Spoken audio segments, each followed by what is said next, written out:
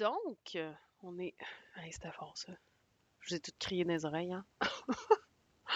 OK. Qu'est-ce qu'on a fait la dernière fois? Je pense qu'on a fait un mur. Je dois l'avoir. Je l'ai dessus? Non, je l'ai pas. Je l'ai effacé. Quelle bonne idée. Me semble que c'est ça. On a fait architecture, puis on a fait le premier onglet qui s'appelle mur.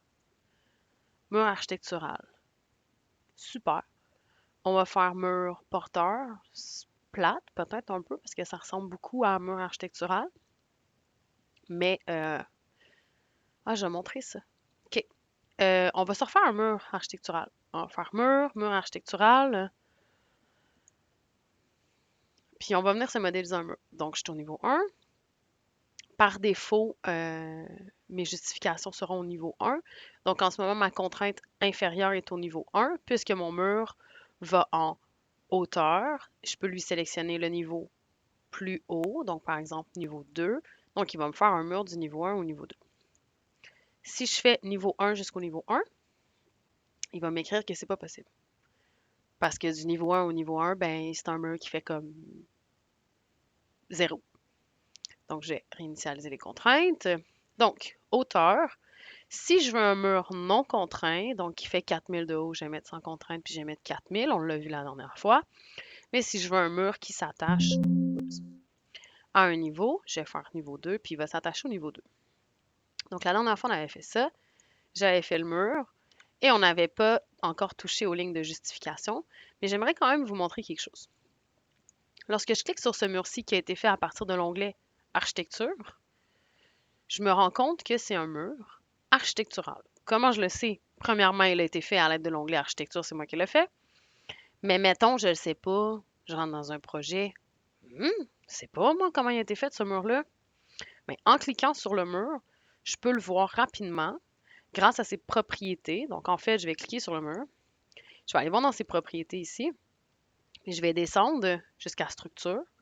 Donc, si la case n'est pas cochée, c'est donc un mur non porteur. Et si jamais je coche cette case, il devient donc porteur et tous les attributs structurels, donc du mur, s'activent, tels que les enrobages d'armature.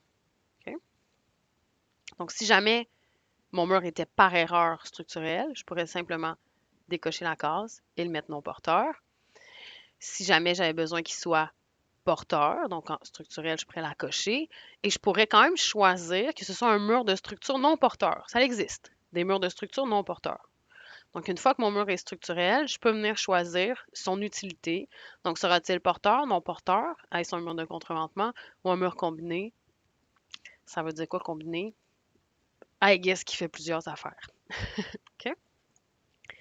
Donc, au même principe, suivant le même principe, ouais. Si je suis dans l'architecture, que je sélectionne mur et que je viens faire un mur porteur, donc là, on va pas vraiment se préoccuper des...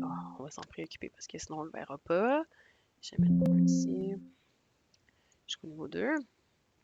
Donc, je vais faire mon mur. J'ai sélectionné mur architectural, mais j'ai choisi porteur. Donc, par défaut, structure est cochée et il est donc porteur.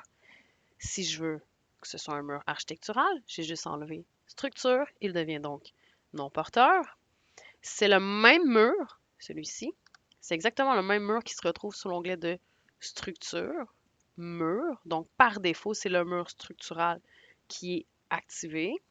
Donc, si je m'en viens ici et que je sélectionne mon mur, il est porteur structure, je le décoche, ça devient un mur architectural. Donc, toutes ces façons sont possibles pour créer des murs, ainsi que sous l'onglet de structure, j'ai la possibilité de créer un mur architectural.